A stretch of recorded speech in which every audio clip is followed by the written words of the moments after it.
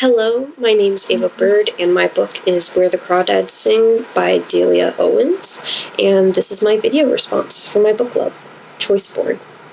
First question, name a character from this book that you would like to have for a friend, tell why.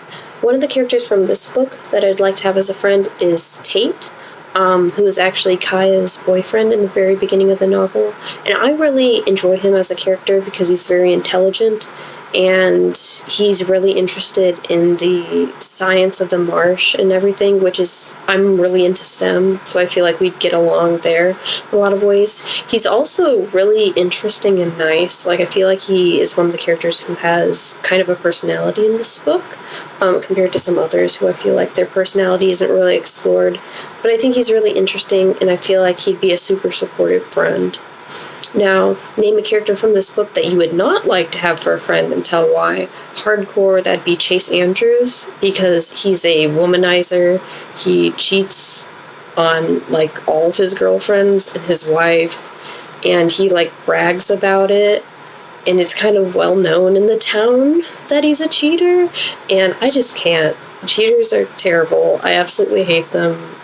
I don't know, I feel like that's something that's really hard for me to forgive, because you kind of like destroyed a person's trust to such a strong extent that it'd be really hard for me to excuse that, especially as a friend of mine. I just couldn't do it. And also it kind of reflects his overall morals, which I don't agree with. He's also just very mean, just overall not a good friend. He's like the typical popular kid, and I don't want that. He's mean. So, did you find this book to be happy or sad or frightening book? Explain your answer. I found the majority of this part to be more of a tragedy, except towards the end, and I would say that because literally throughout the whole book, one of the biggest themes is that, like, everyone leaves Kaya in abandonment, pretty much. Like, in the beginning of the book, her mom leaves because her dad's abusive, and then all of her brothers and sisters, and I think she has 3 or 4 brothers and sisters, leaves her, and then her dad leaves her, and then Tate leaves her, and then Chase just everyone leaves her in this book, and it's a bit unrealistic, I would say. But at the end, I would say it's pretty happy because everything worked out, and she ended up marrying Tate again because they really do work well together, even though he kind of left her in the beginning. It kind of makes sense. And she also started making money through her writing.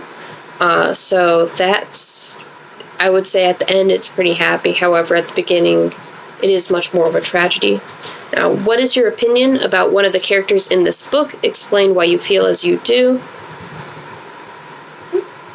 Sorry, my dog came in.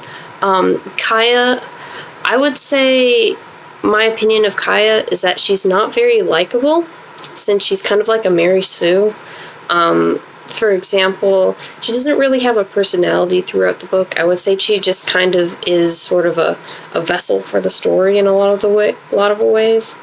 In addition, she was illiterate and she only learned how to read from Tate and has never spent a day in her life at school, but then she was able to write multiple best-selling books about animals and insects in the swamp that are highly descriptive and scientific. And I feel like that's a bit of a stretch.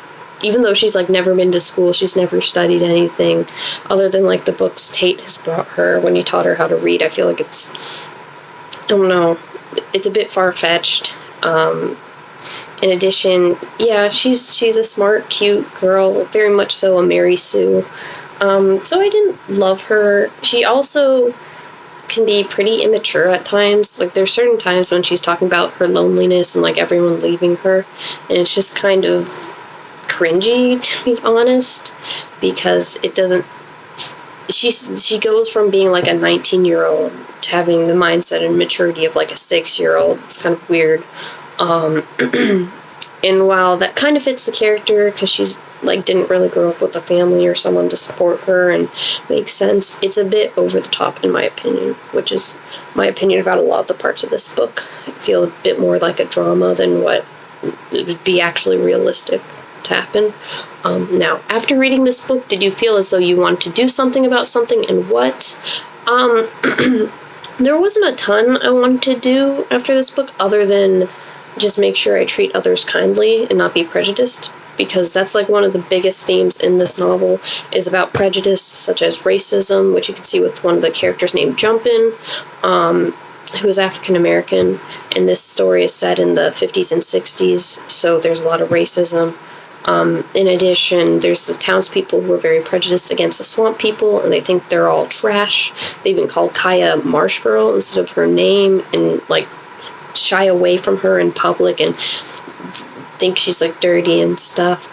And so that very strongly impacted her life in a negative way. So I'd say this book taught me that how you talk to someone, how you treat someone can truly impact them in a lot of ways, and in a lot of negative or a lot of positive ways. And so it made me just further want to be kind and nice to people, not judge a book by its cover. So yeah.